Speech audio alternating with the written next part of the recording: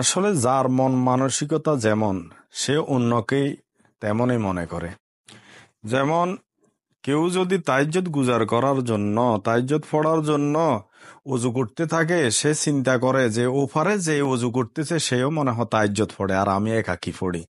আর ওই বেড়া ছিল শীতল চোর, সে মনে করে আমি আর কি চোর, এই বাড়িওয়ালাও তো চোর। এটার অর্থ হচ্ছে আমি, তুমি, সে যেই হোক না কেন, সব কিন্তু নিজের মন মানসিকতা মোতাবেকে অন্যকে আসলে চিন্তা করে। এই ব্যাপারে শেখ সাদি রহমতুল্লাহ আলাইহির একটা কবিতার কথা মনে পড়ছে। তো কবিতাটা আমি একটু বলি। সেটা এরকম: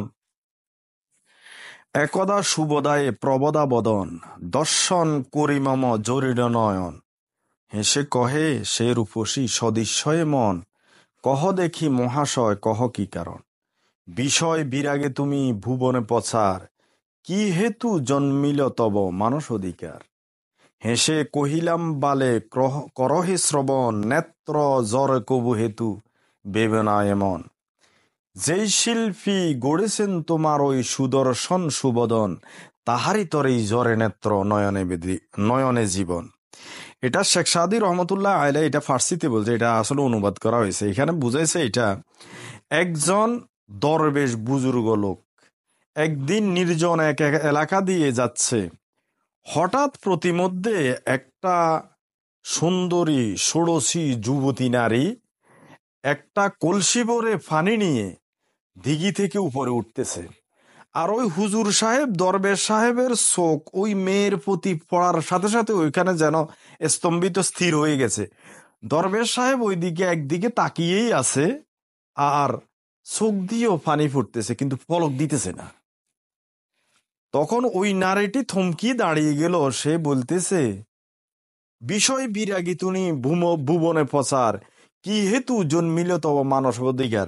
যে হে দরবেশ সাহেব, হুজুর সাহেব, আপনাকে দেখি তো আল্লাহওয়ালা লোকই মনে হয়, কিন্তু আপনার কেন বিমৃতি হয়েছে? আমার মতো একটা ষোড়শী সুন্দরী নারীর প্রতি আপনার লোলুপ দৃষ্টি কেন? আমাকে দেখি আপনি আমার দিক থেকে নজরও সরাচ্ছেন না, আর আপনার চোখ দিয়েও টপ টপ করে পানি পড়ছে, হেতু কি? তখন ওই দরবেশ সাহেব বলতেছে, হেসে কহিলাম বালে করহে শ্রবণ, নেত্র জোরে কবু হেতু বেবনায়মন। ও সুন্দরী ষোড়শী নারী, তোমাকে আমি বলতেছি, আসলে তুমি যেটা চিন্তা করতেছ আমি এই জন্য কাঁদতেছি না।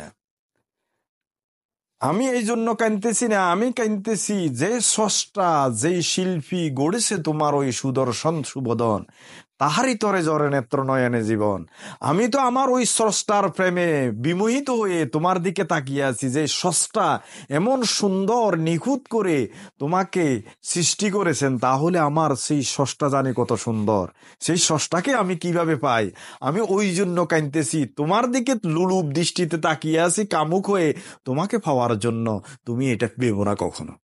তো এটার অর্থ হচ্ছে, আসলে আমরা অনেক সময় দেখা যায় যে নিজের চিন্তা চেতনা দিয়ে অন্যকে সবসময় যাচাই করি, বিচার করি। আমি যদি ভালো হই, অন্যকে ভালো মনে করি।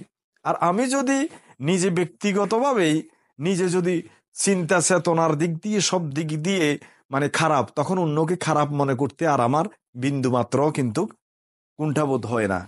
সাথে সাথে আমি তাকেও খারাপ বলে দিতে পারি। তো এই জন্য আসলে না বুঝে কোনো ব্যাপারে, কোনো ব্যক্তির ব্যাপারে, কোনো বস্তুর ব্যাপারে, কোনো বিষয়ে কমেন্ট করা ঠিক নয়।